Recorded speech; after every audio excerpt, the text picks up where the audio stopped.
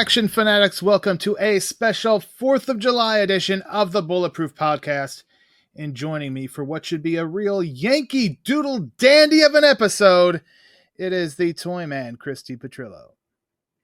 That's right. That sound in your ears, that's not fireworks going off. That's us rambling about an 80s favorite here tonight. We're going to let freedom ring on the Bulletproof Podcast, and hopefully your ears are not ringing after this one. Hopefully not. And here's somebody who can maybe help soothe your ear canals.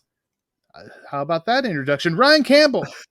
I'm not exactly sure how I'm supposed to do that, but yeah, are we? Hello, everyone. One of my favorite times of year. As you know, Brain, both of my children's birthdays are on July 3rd. They have the same birthday 2 years apart. So it always makes this entire week, just nothing but fireworks and parties. And it's just a wonderful time. And I'm excited to hop on and talk with you all. There's a little bit of trepidation amongst the group because the last time we did a POWs in Vietnam themed movie, it did not go well. So, but we'll see what I thought of First Blood 2. Yeah, it's a time of celebration. Not only is it Independence Day, the reason we are doing First Blood Part 2 is because it is Sylvester Stallone's birthday on the 6th of July, this Sunday. So we're devoting all of the 4th of July to Sylvester Stallone, not only here on the Bulletproof Podcast, but we have a very special edition of Ranked, where we are going to rank Stallone's 80s action output. And I'm going to tell you what, we've got some special guests, as we always do for these things. And it'll be interesting to see where this movie that we're going to talk about falls on the list. Any predictions? I'm always nervous when I do these because, like, even though I've seen most of them, I'm in nowhere near the aficionado that some of these other people are. Mm-hmm. I'm always afraid that I'm just going to like screw up the curve when I give in my results. But you know, I stuck to my guns. I didn't try to let that affect my rankings, and you'll see them on the website. That's right. Depending on when you're listening to this, it may already be up there on bulletproofaction.com. Also already up there, and I know you haven't seen it yet, Ryan Campbell, but your most recent Jurassic World review will be up on the website as well. Yeah, I'm interested. It's kind of a mixed reviews, which isn't anything new with the recent Jurassic Park sequels, but some of the diehard fans are liking it. A lot of the like movie tuber people are, of course, saying it's terrible like they do every time. But I'm kind of interested in seeing what I think. So, yeah, go check it out. Also coming up on Tuesday of next week, you will find my Superman review, as I will be getting to check that out on Monday night. Very excited. This one really feels like a big to-do. Yeah, it's looking pretty good. I'm excited about it. I mean, I've never been to DC reset. We'll see how this goes. We'll see. And yeah, like this, just the whole screening, like they're like, be there early on this one. There's free popcorn. There's a free soft drink with this one. I've never had that before. So they're buttering us up. I don't know what they're doing, but I'm buttering us up with popcorn. Yeah. I do love just all the vibe around it, though. Like that poster that came out like right before, like a few weeks ago, that looks very old school with all the supporting cast and the little boxes underneath. I just think they're playing it all. The one video they put out of David like interacting with kids on set, and like it's kind of meta but kind of not, because they kind of treat him like Superman. Like, what was it like to be on set with Superman? Like, I love the whole vibe about the movie, and I'm excited for it. Yeah, I'm very excited. I'm always optimistic with Superman. I'll never not be optimistic about it. And for everything I have seen, I don't have any objections to it. So we'll see when it all comes together, though. That's the big question. Cheap plug. I was so in the spirit for Superman. I painted up a new resin model. For those you don't know, I 3D print and paint. And it's all on my YouTube channel for that stuff called Rycam Studios. Go check it out. Oh, my mom saw that. She messaged me on Facebook. She's like, is he making you one? I'm like, I really don't know what he's doing over there, Mom. And that was before I heard of your other news. So, I'm like, listen, Mom, it'll be okay. She messaged me like, could I get one for Christopher? And I told her, I was like, well, this one was going to be for him, but the base got kind of messed up and I had to like jerry rig it in a few spots. So I got some of the kinks worked out. Brain, you'll get the next one. Oh, thank you very much. I'm excited. More for the collection. You can never have too much. Well, actually you can, but it's the challenge of figuring out what you're going to do with it. So yeah, I'm looking forward to that. Now, so much to look forward to in regards to Superman. You know what else? YouTube.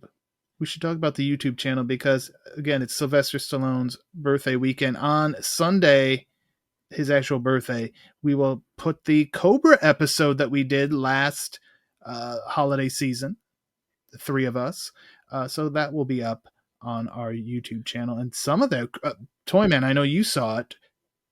That Enter the Dragon has blown up on the YouTube. Yeah, I mean, rightfully so. I mean, it's a classic. It's what brought Bruce Lee into the mainstream over here in America. So it only makes sense that people want to hear us talk about it. But I always appreciate the fact that we talk about all those hidden gems, all those direct-to-video B movies, all that type of stuff. So if you're a fan of the films that don't get enough love, there's plenty of that out there too. Oh yeah, and the First Blood Part 1 podcast is up on the YouTube channel right now as well. So yeah, if you missed the first part, episode 13, Brain, that's way back in way 13. Yeah. Now we're at what, 163?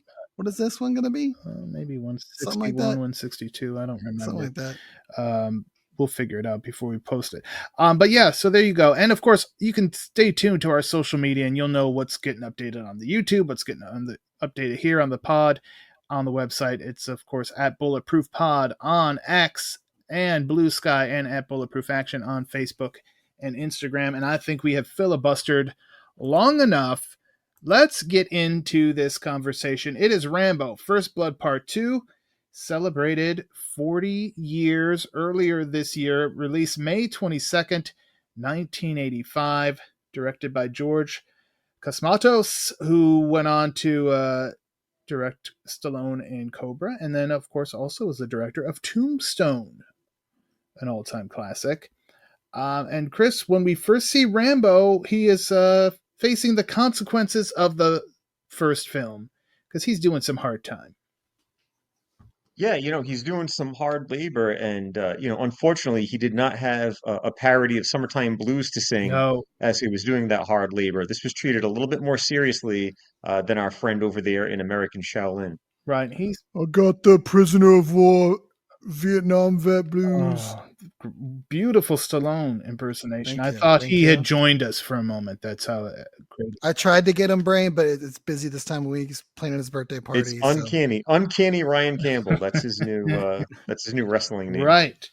Never mind. Pounding. So yeah, he's pounding rocks in the hot sun, and but he's got a visitor. It's our good friend Colonel Trautman, played by Richard Crenna, again reprising his role from the original film. Basically, and he says it later in the movie, the one man on Earth that Rambo does trust. So he's there. He's like, "Hey, I got a deal. I could get you out of here early. I tried to not get you in here at all, but I've been working on it. I got a deal. We can get you out early. There's a covert operation in the Far East. We're going to do some recon work to see if there's still POWs in Vietnam." Ryan Campbell, you heard this. I imagine you got angry again. Well, this isn't the first time I've seen it, so I did give myself a little bit chuckle the first time that we did like the aerial shot of the camp. I just kind of like laughed to myself because the PTSD came back of Missing in Action 2. But I do love the way the movie starts, because you do have that kind of, when you start thinking about the vibe of doing different Rambo movies, and you're like, the first one he was such a reluctant person in the first one. He didn't really want to be involved. He just wanted to be left alone. So like when they say, "Hey, we're going to make a Rambo 2 and it's going to, you see the shots and everything," you're like, well, how does that make any sense? I like when movies do this where, okay, he's kind of pressured into it to either get out of jail early, or like there's a reason that he's going there, and they cover that right out the gate. We're not 3 minutes into the movie and they've already addressed that. So now we can just go forward. I appreciate that. We haven't even gotten to the opening credits. I mean, no. I mean, if this was Missing in Action 2, it'd be 6 years before he'd even decide to go. Here we go. So we got this is the fourth movie we've done on the podcast just in the first half of the year where the opening minutes have something to do with Vietnam or prisoners of war. Because don't forget the beginning of Cage, which we did not that long ago, and then the hilarity of the Black Belt 2 Fatal Force episode. I tried to forget that one.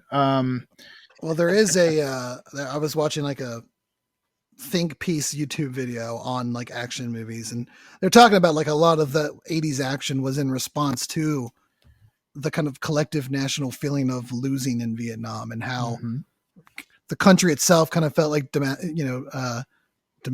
what's the word I'm looking for? Emasculated? Yes. Is that it? Emasculated, yeah. And just kind of like the vibe was, I keep using the word vibe on this for some reason. The morale was low.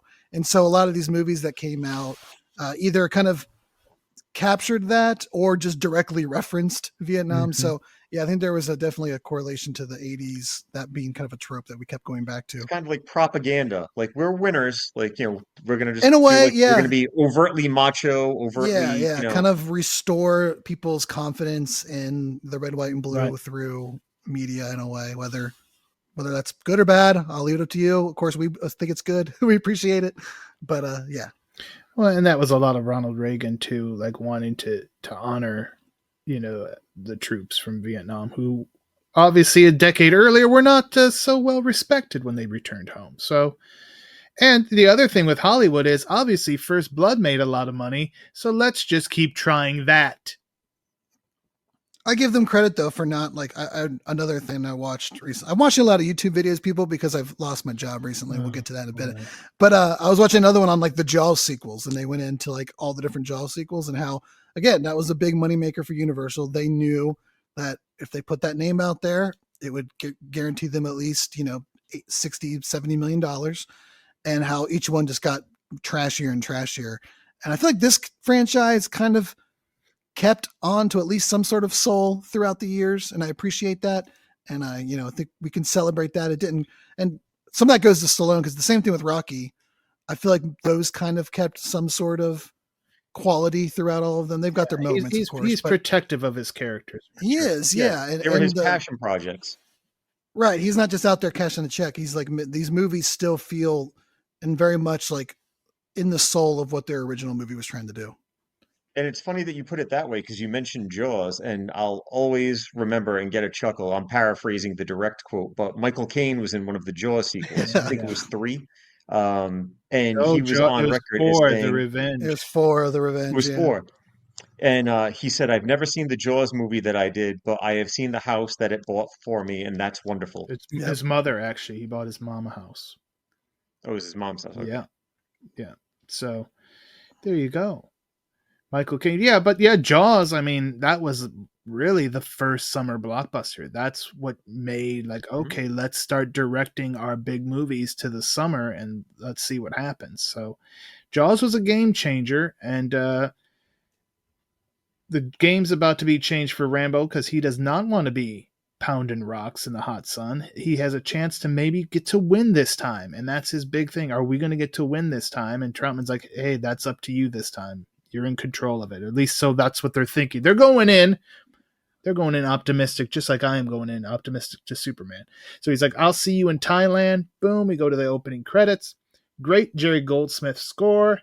I'll tell you what, I heard so much Jerry Goldsmith music the other day when I was watching a kung fu movie known as A Tooth for a Tooth, which I assume was possibly a sequel to An Eye for an Eye, but I'm not positive about that.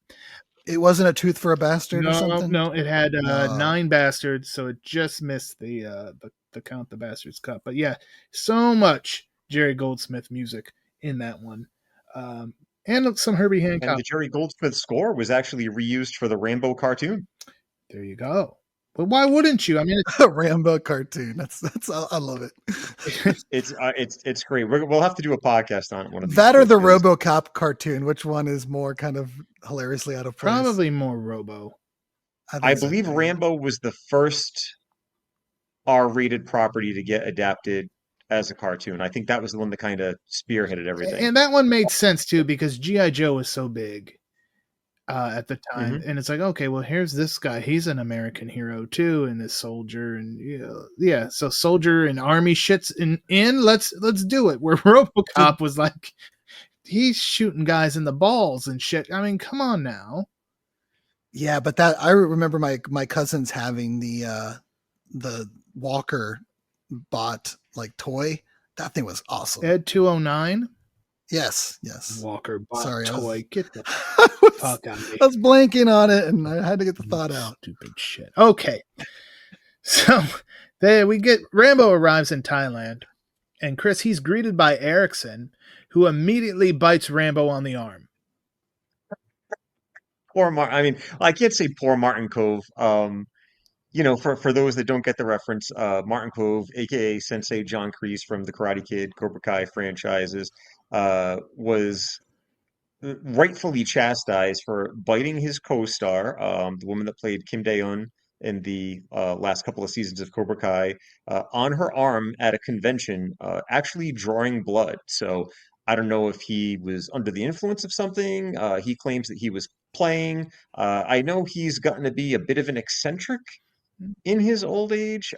Really, I don't think there's been any rational reasoning for it. And there's nothing defensible about it. But he was not playing a vampire here in Rambo. He was playing again, much like John Kreese, what appeared to be a Vietnam veteran / mercenary. Yeah, he didn't really bite him. He greets him though, and then takes him inside. And there he sees Trautman talking to the man in charge of this operation, Murdoch, played by Charles Napier, one of the all-time great character actors, and he is sweating like a whore in church. And let me tell you, folks, if you're a fan of Charles Napier sweating like a whore in church, check out 1998's Armstrong, because it's even worse there. He was sweating more than Rambo was doing hard labor. Like, right? What kind of pressure is this guy under? Oh, Thailand, man! It's the humidity. Right, it'll kill you. Right. It's not the heat. It's the humidity.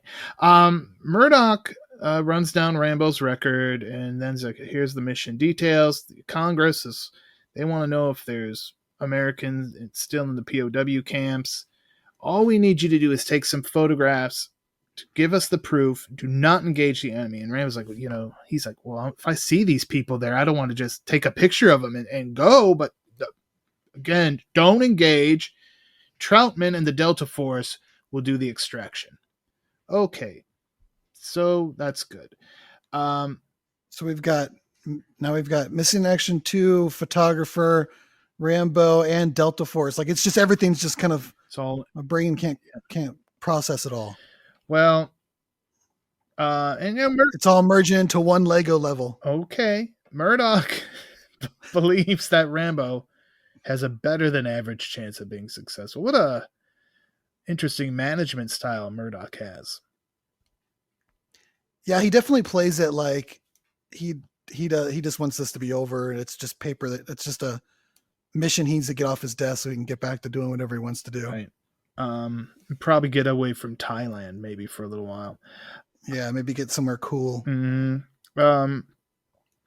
So Trautman and Rambo are kind of talking over some of the details, and he's like, hey, come check this out. And there's this whole high-tech operations center that is going to be able to monitor Rambo and everything. So this, it's all for him. This is a big-time mission. Now that entire room is like one cell phone. Right. Isn't that something? Technology, folks. At least they had a Coca-Cola machine. So Rambo is getting geared up. And Chris, we get to see one of the most iconic Rambo weapon, I would say. His trusty knife, which will come into play, come in handy quite a few times, including in a scene that, you don't really expect to happen to the main action hero of the story in just a few moments. Mm-hmm. What are some other iconic weapons from like action this is stars? A wonderful question. Like, if you think of like Arnold, you don't think of like an item, maybe like sunglasses from Terminator or something, but like not like, oh yeah, he always had that trusty something or other, or even Van Damme. I guess the most for Arnold, I would say like that rocket launcher, like square rocket launcher from Commando.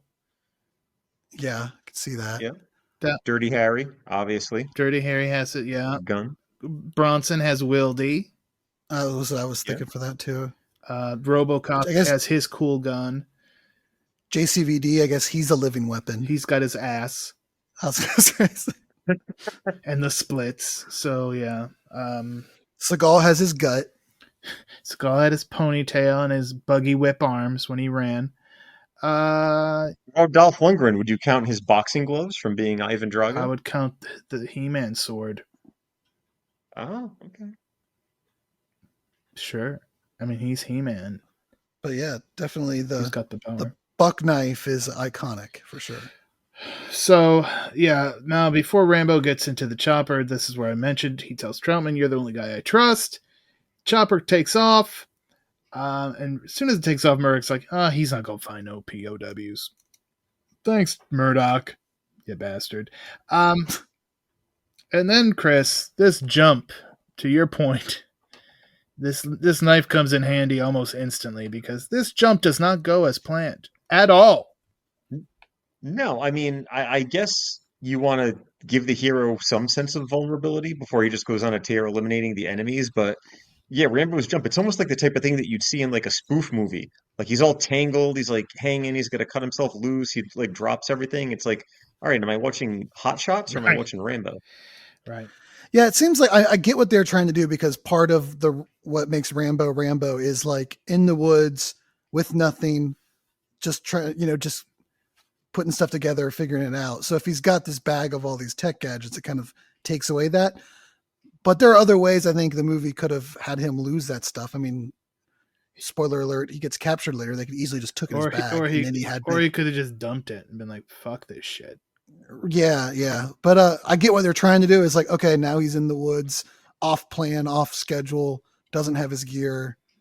Now he's got a Rambo in the woods. Wow. So I get what they're trying to do. But yeah, it seems like a little like plotty. It was like, we got to make him lose his stuff. So he gets hung up on the helicopter. I wouldn't say it was woods. I'd say it's the jungle. The mighty jungle. Rambo realizes when he gets down to the jungle that he's not alone. And that's where we get to meet his contact, Ko, played by Julia Nickson.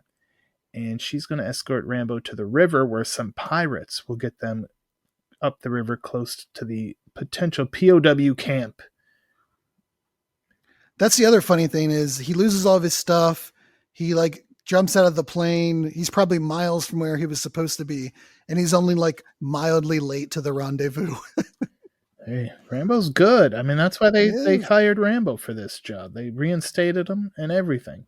So Rambo and Ko, when they're on this pirate ship, they see Russian munitions on board, which is a little teaser for something to come. And Rambo was already skeptical of the pirates as it was. Well, yeah. They're pirates. I mean, they're like the bastards of the sea. Well, you can't trust them. But that's why it's a nice little tease is like, yeah, they're pirates. They don't manufacture their own weapons. So everything they have had to come from somewhere. Either they, stole it or bought it from some shady thing. So like, you don't entirely question it, but you are kind of filing that away for later. And then, Chris, I have to wonder if a seed is planted here. Because Rambo and Ko are on the boat. They got time to kill. They're sharing their backstories. And then Rambo mentions to Ko that he is expendable. Yes, he does. That is, and he has to explain the definition to her. But, did we see, let's see, when was the first Expendables? 2010? Yeah. So did we get the origin story here in First Blood? Was that something that was kind of brewing in Sly's brain all those years beforehand? How has it been 15 years since the Expendables came out? Time flies, Ryan Campbell, when you get old. Oh my goodness. And while we're on the subject of Ko, Brain, I know you do your homework. What other action legends has she co-starred with? Do you remember? Was she with Lambert? Is she in The Hunted? No, she's not in The Hunted. No, that was Joan Chen. Joan Chen, yeah. I was like, the minute it came out of my mouth, I was like, no, that wasn't her at all. Ryan Campbell, I'll defer to you. She was in Double Dragon, wasn't? Was she in Double Dragon? She was in. Yep, she was in Double Dragon with the Costcos. Mm-hmm. I can't believe you guys didn't know that she was in 3 episodes of Walker, Texas Ranger. Oh, how do you? Maybe you guys just aren't as big of Chuck Norris fans as myself. Oh boy, here we go. Well, hold on, because Chuck Norris was the other answer to the question because she was in Sidekicks. Oh yeah, I just saw Sidekicks for the first time this year. After the many, many urgings of Mr. Paul London to watch the freaking sidekicks. So I finally did. It wasn't too bad. But I understand why I didn't watch it at the time when it came out. Come on. I saw that in the theater. That's kiddie bullshit. Back at the operations center. Oh, wait. They also share their good luck charms. And Ko's got the jade necklace. And Rambo's like, here's mine. It's this knife. And I would say his is luckier. Spoiler alert. You kind of make your own luck with that one. Back at the operations center, Trautman wants to go because he's like, okay, well, now we've lost contact with Rambo. Why don't me and the extraction team just go? But Murdoch's like, nope, we're not doing that. We're sticking with the plan. You can go tomorrow morning as scheduled. Okay. So Murdoch, son of a bitch. Now Rambo and Co have made it to the camp. They see a whore gain entry. And this is another little seed that's planted. Because these whores could just come and go, Ryan Campbell. That's right. No one questions a whore. No. And what danger? Fact of life. What danger are they going to be? I mean, other than gonorrhea, but what danger do they pose to these gentlemen? That's right. So then the two are sneaking around, and Rambo, he's got a bow and arrow, so he's going to violate this do not engage because he shoots a guy. And then he's like, oh. Playing Cupid. Yeah, then, look at there's all these POWs. So they get the one guy who could kind of walk, and we're going to get the hell out of here. I don't have a camera, but I think bringing a physical POW should be freaking proof, huh? Hard to refute that, yeah. And of course he engages with more enemies on their way out. This commotion brings Tay out of his hut, played by George Cheung, who's been in many, many things. I'll always remember him from U.S. SEALs 2. He comes out temporarily, but the whore lures him RoboCop back. 2. We were talking about RoboCop 2. RoboCop Yep, that is right. Mortal Kombat. He was in Mortal Kombat, I think. Mm-hmm. Again, many, many things. We just named 3 of them, folks. There's plenty more. You could shout out the ones. Let's just take a moment. Shout out the one you remember him from, and go. Oh yeah, I remember that one. Mm-hmm. Good call. All right, I didn't like that movie. That one I didn't like really. Oh, yeah. So the next day, all right. So they get out of there though. They get out under the cover of darkness, and but the next day they realize, hey, there's some shit been going on. We got to get going. So the soldiers are all going out on the hunt. We go back to the operations center. Now is the time for Trautman and his team to go. So they're going off. Rambo, his POW, and Co, they make it back to the boat. But they make their way back to where they came from. But soon they find out, Chris, that they are not alone on this river. The enemy is coming for them, and even worse, their purported allies are also enemies. And we get our first bastard of the movie from Stallone to the traitorous pirates. And the Rambo's like, you got to get out, get off the thing. She's like, no, I want to fight. You got to get off this boat. So Co and the POW abandon ship, but Rambo cannot get there before the gunfire. So he's just pinned down. And again, Ryan Campbell, that freaking knife proves to be very lucky. Yeah, I mean, I think again, you kind of make your own luck when you've got a knife, but he definitely gets free. And one of the cooler shots of the film is when he jumps off that boat as it explodes, he's launched, shoots off into the air with the strong legs, I guess, or the trampoline stored on that pirate ship. But it's a very cool shot for that stunt double. It comes flying out of there as the ship explodes. Yeah, and once he gets back on shore and reunites with Co, it's like, okay, you did what you had to do. We're going to part ways. And she's like, hey, Rambo, you're not expendable. Oh, that's nice of you. So see ya in 25 years, whenever that movie gets made. We'll find out. She might see him sooner than that. Now Rambo and the POW have to get to the extraction point. And coincidentally, the team is 3 minutes away at this point. So they're trudging through the rice paddies, and there's mortars going off all around them. Then there's a muddy hill they have to climb up, and they're just about to get to the chopper. The gunner's there taking out the guys with the mortars. And then Murdoch hears the news. Hey, Rambo's actually got a POW with him. And Murdoch flips the fuck out. He clears the operation center and then tells Erickson to abort the mission. And Erickson's, to his credit, is like, what? Can you repeat that? Because that doesn't make a damn lick of sense. But he's like, yeah, abort the mission. So there they are, so close, yet so far. Heel turn. Oh, and Trautman's on there. He calls them a bunch of goddamn mercenaries. And now Rambo and the POW are taken prisoner. But Ko wasn't too far away. She saw the whole thing, and her wheels start turning. We go back to the base. Trautman goes in to see Murdoch. We get our second bastard of the movie. And it's like, you've just made a big mistake named frickin' John Rambo. Right, your enemy. You just made You think you're sweating now? Just wait. Mm-hmm. So now we cut to probably one of the more iconic scenes in this movie, because Rambo is captured and has been dipped into a shit pond. Yeah, and I want to. This is where I realized, or made the observation, just the excellent sound design in this movie. Of course, there's the great sound of the compound bow, like that zip sound when he pulls that thing back. Really good sound design, all the explosions and choppers and everything. But the sound when he gets lifted out of that shit pond. Oh yeah, that's the sound of liquid shit just leaving the body. Cringe. Yeah. So yeah, he's in the shit pond. You see the runoff waste just dumping in there, and the whole shot follows it from where it starts in the sheep pen down the tube into the pond, and then we frame up on Rambo. And then the POWs are watching from their cell, their little cage that they're in, and he's covered in leeches too. Just to add a little bit more on that, to put a hat on a hat. They see the helicopter arrive. They see and then we get our third and final bastard of the movie, where it's like, oh, the Russian bastards are here. Now Rambo's really fucked.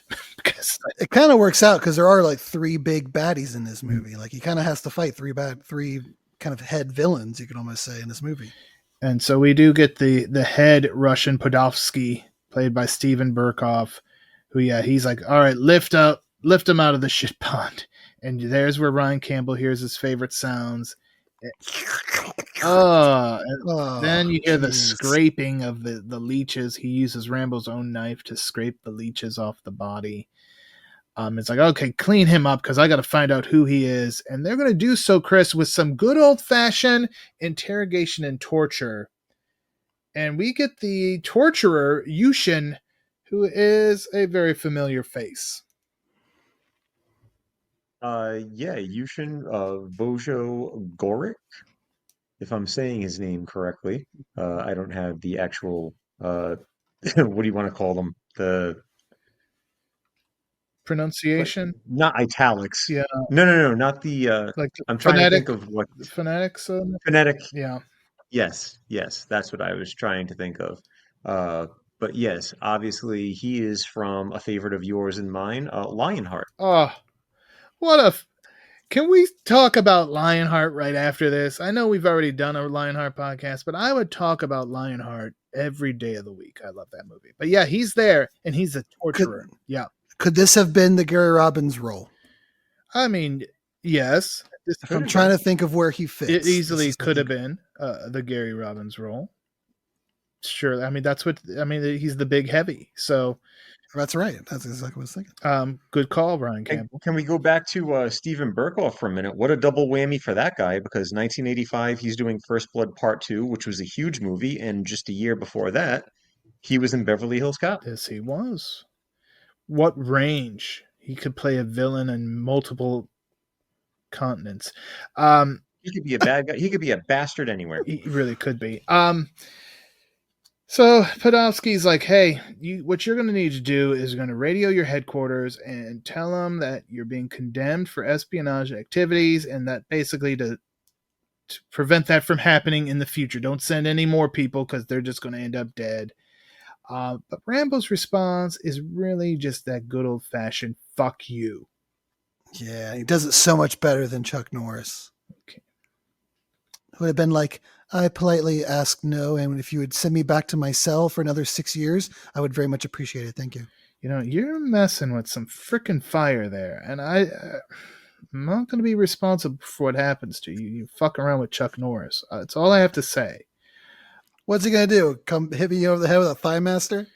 Possibly. Have you ever been hit over the head with a thigh master? It probably would really suck. It would do a lot of damage.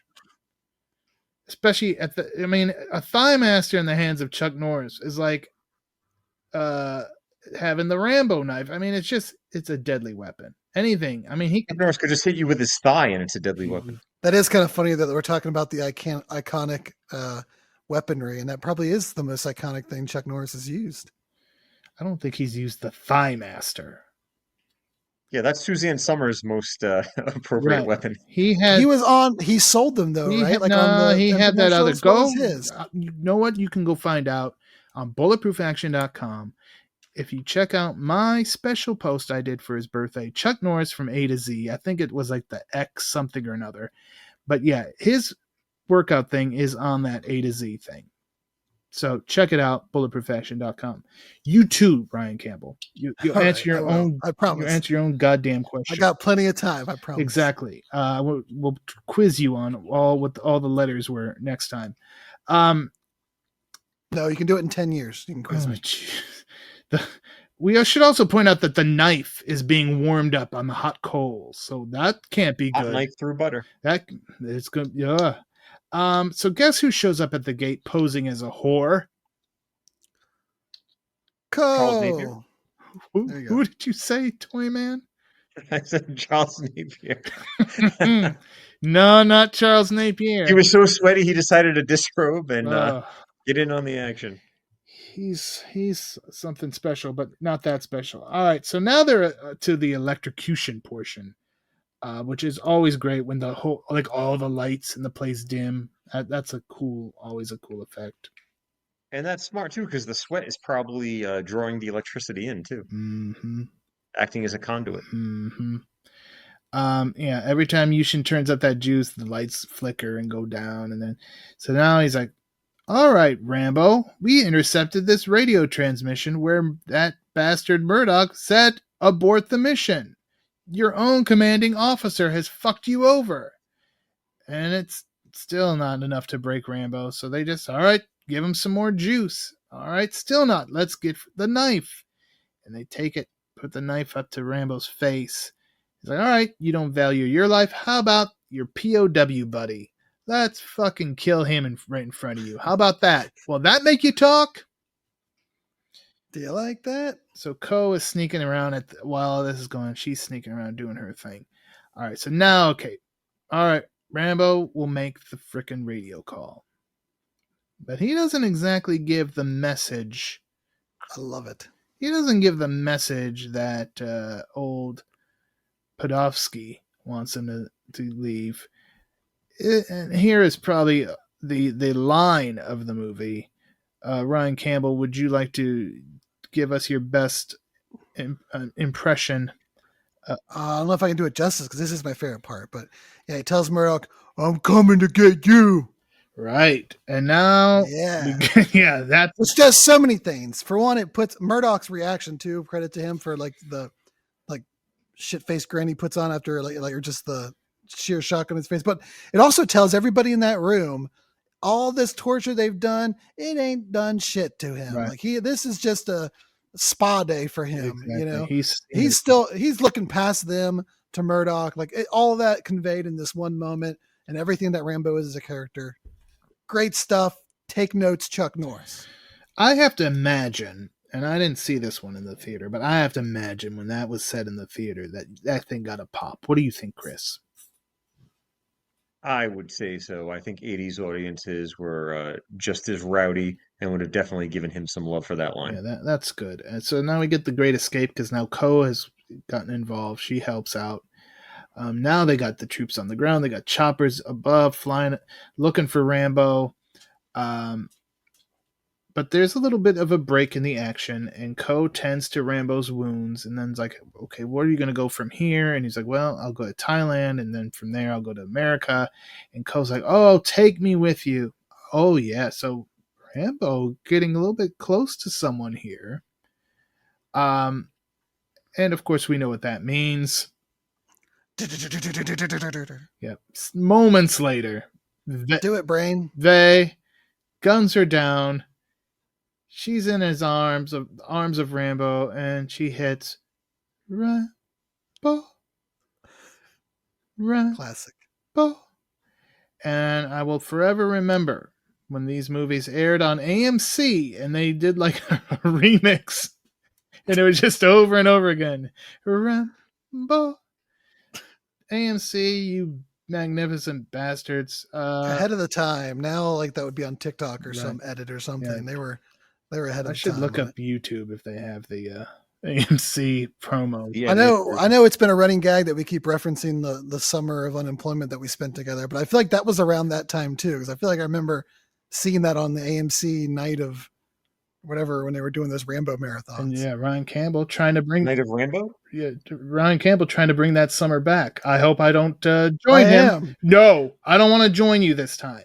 You can come down here. We can hang out. No, we'll record some in-person Count the Bastard episodes for the YouTube channel. Jesus help me. No, I don't want to lose my job. Okay. Rambo. I mean, the only thing sadder is the fact that Rambo didn't get to Ramco. Oh, listen to you. What is...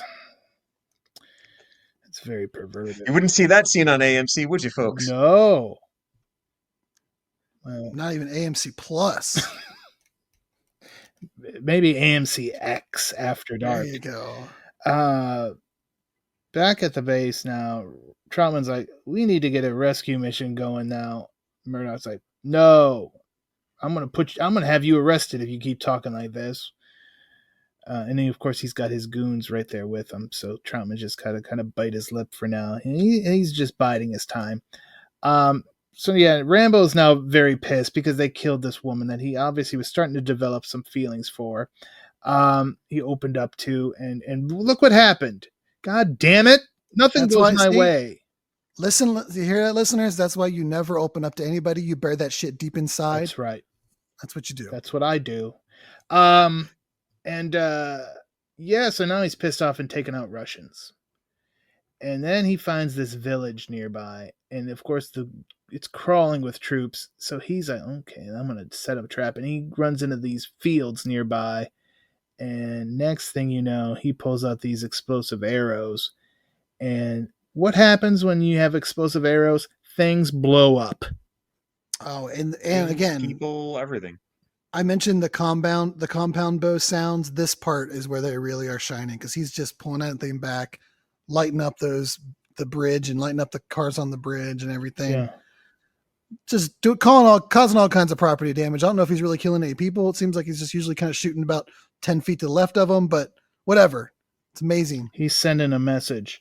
That's right. I do know. And we glossed over something that Brain mentioned earlier when you talked about Ko's necklace that after her untimely demise, Rambo takes her good luck charm, and the iconic red headband is actually torn from her attire. Very nice. And let's talk about that necklace for a minute, because I believe it was in the second season of Acapulco Heat, like the reboot season maybe. Michael Worth wears a similar necklace, and he said it was inspired by Rambo.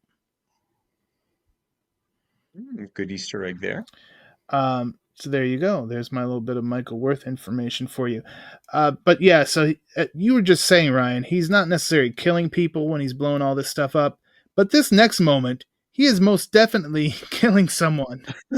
And probably the best death in the movie.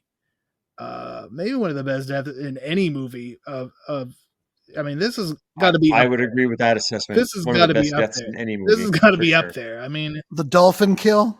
I mean, this is good because he just stays on these rocks, shooting at Rambo, and Rambo just gets one of those explosive arrows and just blows this motherfucker.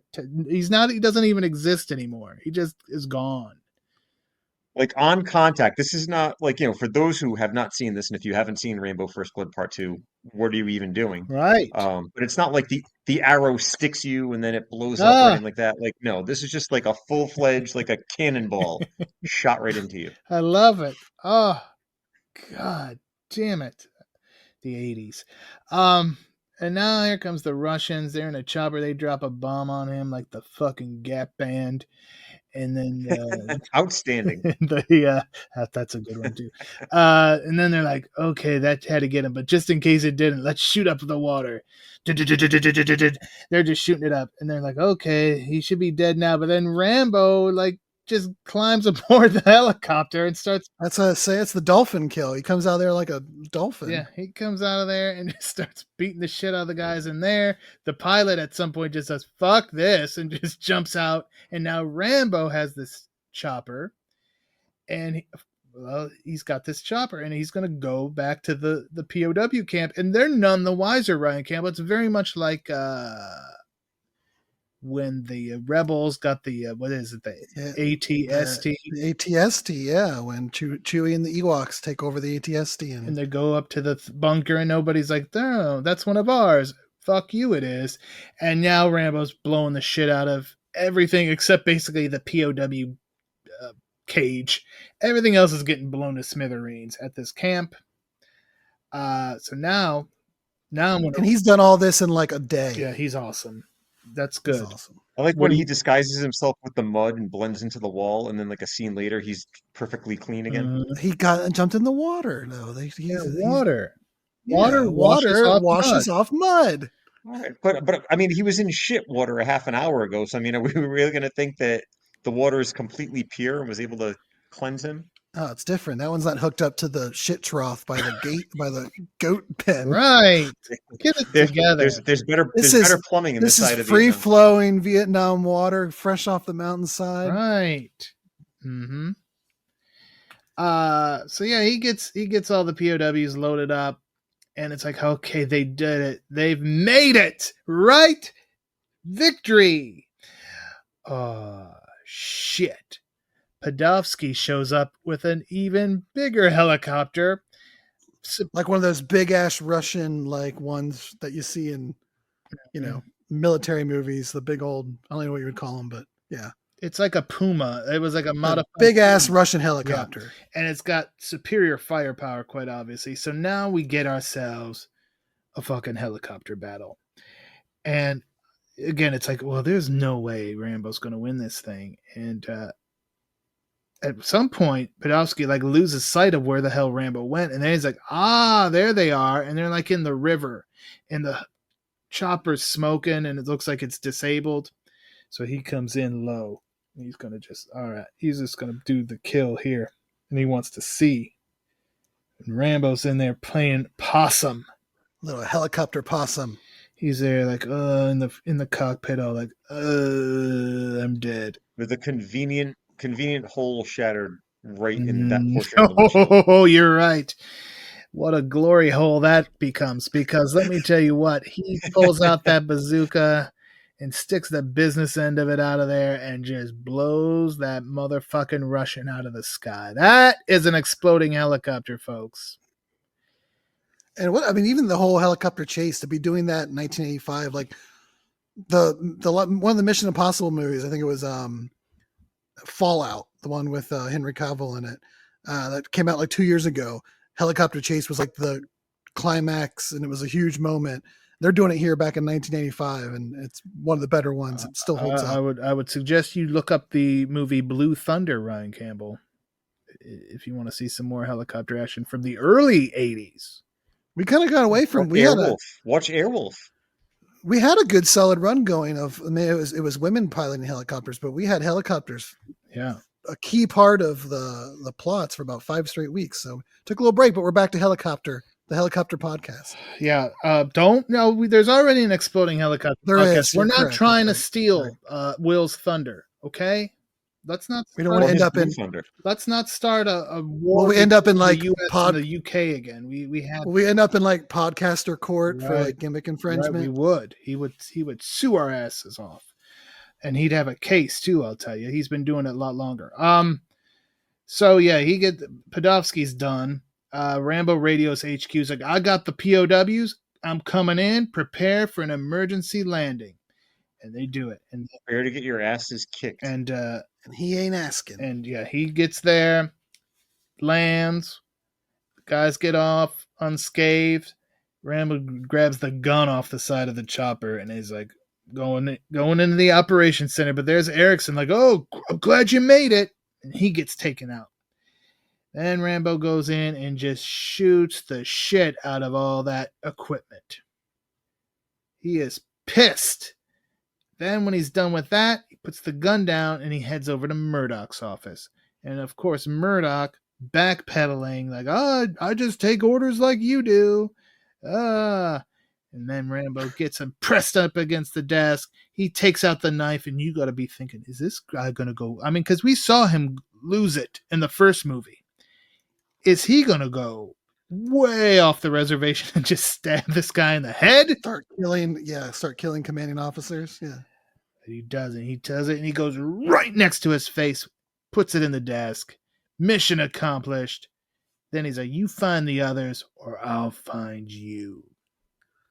Tell you what, I'd be finding those others. I would agree, yeah. Who the hell wouldn't? So then Trautman's like, hey, we're gonna... I mean, Trautman was there. There was no thought to have this guy like brought in for treason. You're right. You're saying Murdoch? Yes. Well, Murdoch was part. They weren't going to do anything to Murdoch. That's probably what they were.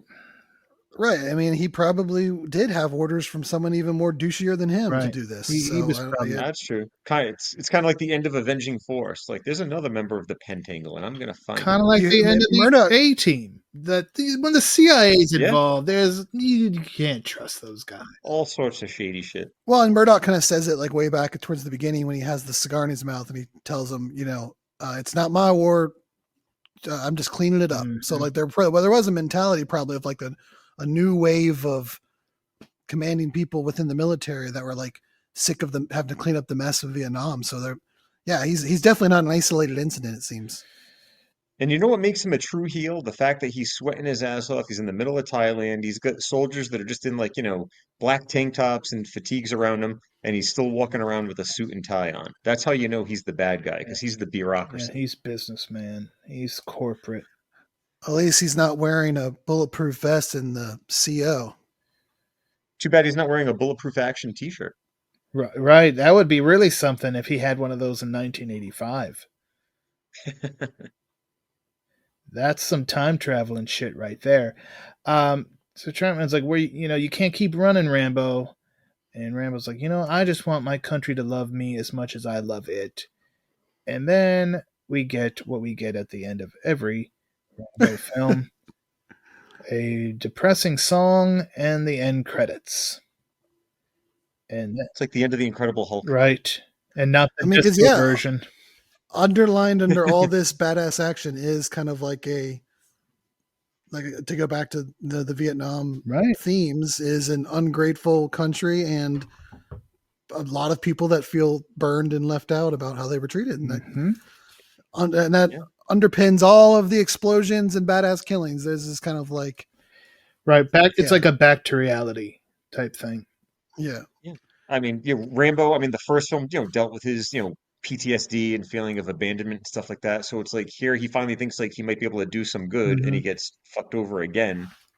So, obviously this guy's going to have trust issues. That and the notion that like that's where he's at home and at his best is in those miserable situations. Then he goes home and feels like a fish out of water. Like how depressing is that?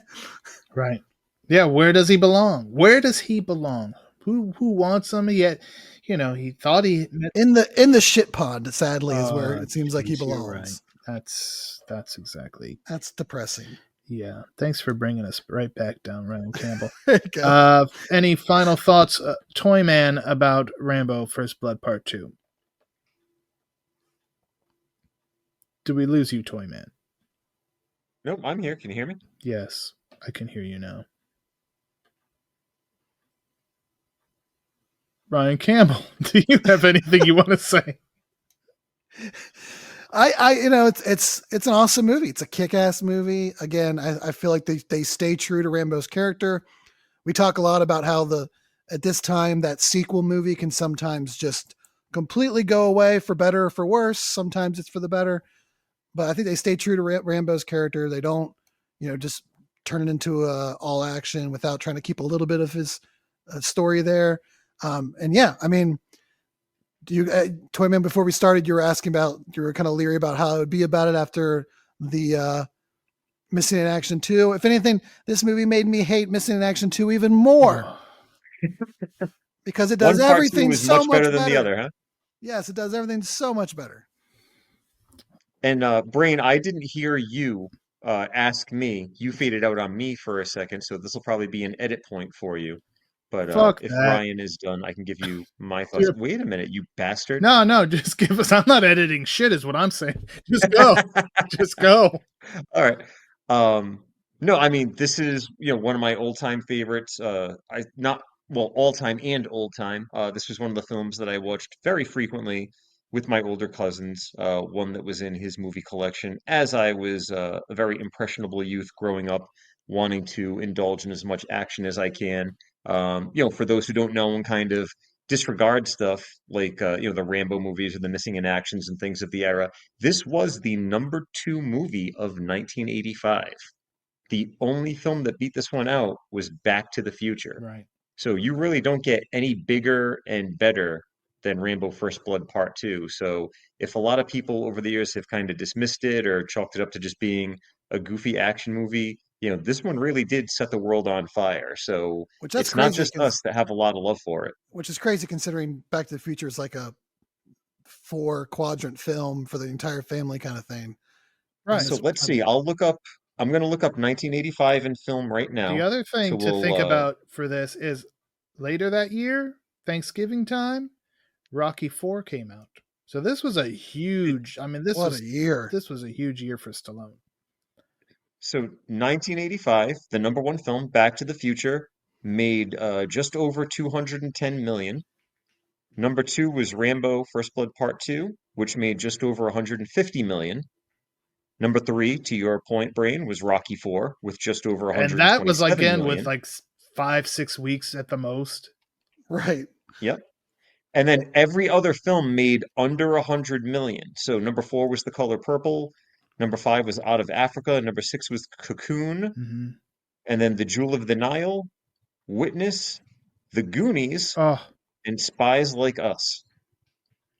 You know what actually is the real number 1 movie of 1985 with Goonies, since you did the $500 million bazillion dollars? Death Wish 3. Yeah. No, but yeah, that 1985, a fantastic year. It's a hell of a year. Is again it's my favorite year in pop culture. Then the next year I was born and just screwed the whole thing up. Thank you so much, Ryan Campbell. That is, I apologize, perhaps where that all went downhill. Because 1985. You didn't want to be born when Missing in Action 2 was out. 1985 was amazing. But yeah, I would just we've talked about it many times before. Much like I mentioned Death Wish, I'll mention it again. The first Death Wish, much like the First Blood, very dramatic, but the action increases with every single edition. Every sequel gets more and more action. Yeah, they keep the story, and I think Rambo does a much better job because, by Death Wish 3, they're like, fuck Paul Kersey being an architect. We don't give a shit about that. He's just going to kill people. He just wants to get his ice cream. Right. Well, it was the same when we did The Exterminator and The Exterminator 2. Part 1 was another Vietnam veteran, dealing with the stresses of being back home and finding a job and stuff. And then Part 2 was just kind of like, balls to the wall, burning people in the city. Right. With fucking charisma vacuum Robert Ginty. God damn it. Anyway. So yeah, there, again, Rambo, First Blood Part 2. I remember, I think Kenny K taped it off of HBO because I watched it numerous times. That's how we had it. Numerous times. We had a couple movies on that particular tape, but definitely Rambo First Blood Part 2, and watched it many times. I think one of the Rambos and one of the Missing in Actions were on the same tape. Oh, that's big time. All right. I think we've covered everything we were going to cover for Rambo First Blood Part 2. I hope you've all enjoyed it. Again, this is a very special 4th of July edition. Why not have a real American hero? Great naming also, Rambo series. Yeah. First Blood, Rambo, First Blood Part 2, Rambo 3. Then Rambo. Just Rambo. Then Rambo Last Blood. Yeah. So there you go. Very creative. Thank you, everyone. Let's talk about some other things real quick. I want to thank John Cross for inviting me on to the PM Entertainment podcast. That one may be out by the time this is out. I believe he was working on that. You know what I got to talk with him about, Chris? Can you guess what PM Entertainment movie I selected? Oh, you got to pick? Oh, yeah. Oh, nice. Let's see if Toyman. I know it wasn't To Be the Best, because I'm still waiting to talk about that one. It was To Be the Best. It was To Be the Best. It was To Be the Best because he had not covered any Michael Worth ones yet. I was going to say you had to find one that they haven't. Right. He had covered a lot of the Gary Daniels stuff and the Jeff. I'm like, well, you haven't done a Michael Worth, and if we're going to do a Michael Worth, while it's tough, I think To Be the Best is my favorite. Although I do like the other two, but so we did talk about that. And after the fact that which also featured Martin Kove. It did. And I made the same Martin Kove joke there too. So, I'm getting to recycle a lot of this material. I had no idea I'd be talking about Martin Kove so much. So no, we did talk about To Be the Best, and he got an interview with Michael Worth as well, which will be interspersed in that as well. So you'll get some of my nonsense talking about the movie, and somebody who was actually in it. It was the star of the freaking movie, Michael Worth, who, well, I'm an old Michael Worth. Even though I still don't have my poster, I will always be a Michael Worth fan. Always be a Michael Worth fan. One of these days, Brain. One of these days. Much like I will always be a Superman fan, and when we return here, we will be back on July the 15th, back to our normal Tuesday schedule. July 15th will be our special Superman podcast, because while I'm going to see it on Monday, I know you gentlemen will be seeing it as the week progresses next week, before it comes out officially on the 11th. Yeah, I went on the Amazon Prime thing to try to see about the early gimmick, but not a single theater here in the Cincinnati area was having it, which I thought was crazy considering they filmed some of it here. But nope, I'll have to wait like all the normies to the 10th, probably. I'll see it on the 10th. There you go. I know that's when Toyman was planning on going as well. Yep. That is the plan. So that will be July 15th. July 22nd, we will be talking about TC 2000. And Ryan Campbell, do you know who's in that movie? I do not. I don't know anything about that movie. Gary Robbins. Yay! That would be an easy one to fit in there. Mm-hmm. Yeah, we won't have to shoehorn him in, but you could just talk about his participation. So yeah, we'll be doing TC 2000, also starring Billy Blanks. Bolo Young is in there as well. Jalal Mary, Matthias Hughes. Quite the collection of martial arts B-movie action guys. And we'll check that one out. And then on July 29th, one I'm really intrigued by, because Kickboxer 2 has been one of our most popular podcasts that we've ever done, and it's also done pretty well since we added it to our YouTube channel. So what is Kickboxer 3 going to do? Is it just 2, or is it all the Kickboxer sequels? We'll find out. That's on July 29th, Kickboxer 3. So there you go. It will if I put Kickboxer 2 as a tag on the video description. There you go. This movie came after so there you go. That's our lineup for July. You know what else I'm going to talk about on our July 15th episode? I'm going to start revealing some of the plans for August Actionversary month. Let's go. Start getting everybody hyped up. Let's get the hype train going, because this will be our 11th anniversary come the end of August, and I will start rolling that information out on our Superman podcast, again, coming up July 15th. Chris, anything else you want to say before we go? Just stay tuned for No Surrender Cinema this month. I'm planning on going back to old school kung fu. I recently just did Trouble Man, so I went back to blaxploitation for a little bit. Right.